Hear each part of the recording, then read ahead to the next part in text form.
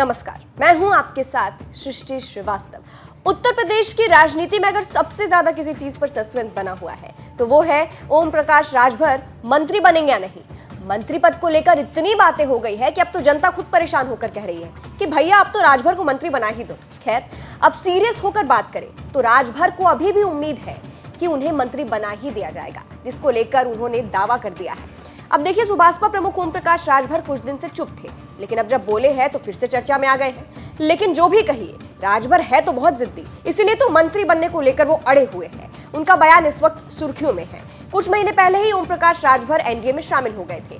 तभी से कयास लगाए जा रहे थे कि राजभर को योगी सरकार में मंत्री बनाया जा सकता है। हालांकि ना तो अब तक यूपी में मंत्रिमंडल का विस्तार हुआ है और ना ही राजभर मंत्री बन पाए हैं। शुक्रवार को जब राजभर से सवाल हुआ मंत्री पद को लेकर तो उन्होंने कहा, धैर्य रखिए, मनोकामना पूरी होगी। हर चीज का मुहूर्त होता है, वो भी बहुत जल्द आएगा और मंत्री पद की शपथ भी होगी। आगे राजभर ने दावा करते हुए कहा कि आज नहीं तो कल, कल नहीं तो परसों मैं मंत्री जरूर बनूंगा। हालांकि जब उनसे तारीख को लेकर पूछा गया तो वो इस पर बोलने से बचते नजर आए। वहीं राजभर ने इस दौरान इंडिया गठबंधन पर भी निशाना साधा और कहा कि यूपी में सपा वाले हाथी को और हाथी वाले कांग्रेस को दौड़ा रहे हैं। ये सब लोग कांग्रेस को खत्म कर रहे हैं। कांग्रेस जब खुद सत्ता में थी तो उन्होंने जातीय जनगणना नहीं कराई थी, तब उन्होंने पिछड़ों के हक की वकालत नहीं की थी और ना ही उनका हक दिया था। तो फिलहाल राजभर तो दावा कर ही रहे हैं, लेकिन सवाल है कि योगी उन्हें मंत्री कब बनाते हैं। फिलहाल बात राजभर की करें तो पाला बदलना इनकी पुरानी आदत है और अभी ये एनडीए के साथ है, इसीलिए खबर चलती ही रहती है कि इन्हें योगी मंत्री बना सकते हैं। फिलहाल अंत में आपको राजभर का बयान भी सुनाते हैं, जब उन्होंने कहा था कि उन्हें मंत्री जरूर बनाया जाएगा। फिलहाल इस पर आपकी क्या राय है, इस खबर पर हमें कमेंट करके जरूर बताइएगा। नमस्कार।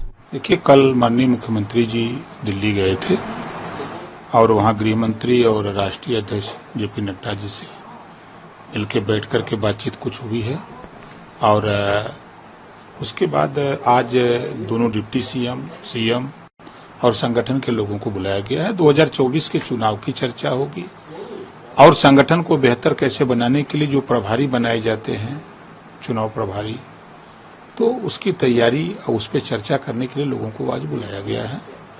तो उसी के साथ आज तारीख भी तय हो जाएगी। जो आप लोगों के दिल में बहुत धड़कन रहती है तो उसकी भी चर्चा होगी और तारीख तय हो जाएगी, तो तारीख आप लोगों को बता दी जाएगी। आपके द्वारा भी कहा गया था कि काफी वक्त से कि मंत्रिमंडल विस्तार में शामिल होंगे। शुरुआत में जब घोसी उपचुनाव नहीं हुए थे तब तो दारा सिंह का भी नाम लेते थे, लेकिन अब वो तो हार गए।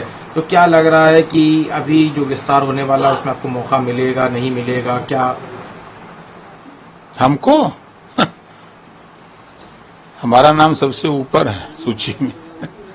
तो सूची टाइप हुई है उसमें सबसे ऊपर नाम है। हमारा नाम कौन काट सकता है? लंबी सूची है मतलब? नहीं, लंबी सूची नहीं है और छोटी सूची है। सूची कब तक सामने आ जाएगी? 7 तारीख तक धैर्य रखिए, तारीख हम बता देंगे। 7 तारीख तक आप बता देंगे। तो क्या मंत्रिमंडल विस्तार से क्या आपकी और क्या अपेक्षा है? कोई अपेक्षा नहीं है। जो लड़ाई हो रही है, जो वंचित शोषित हैं, गरीब हैं, सरकार की योजनाएं वहां तक पहुंचाई जाए, बस यही एक लक्ष्य है।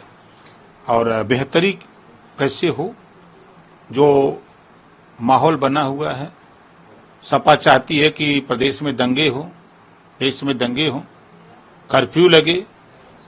एनडीए चाहता है कि न दंगा हो न कर्फ्यू हो। सपा चाहती है नफरत का बीज बोना चाहती है। कब चाहती है सपा ये?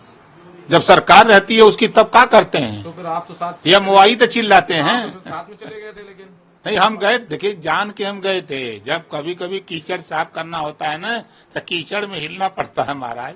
तो कुछ सफाई नहीं कर पाया आप? हैं? खुद साफ हो गए फिर? नहीं, हम समझाए, वो नहीं माने तो फिर हम छोड़ दिए। हम अब चाहो तुम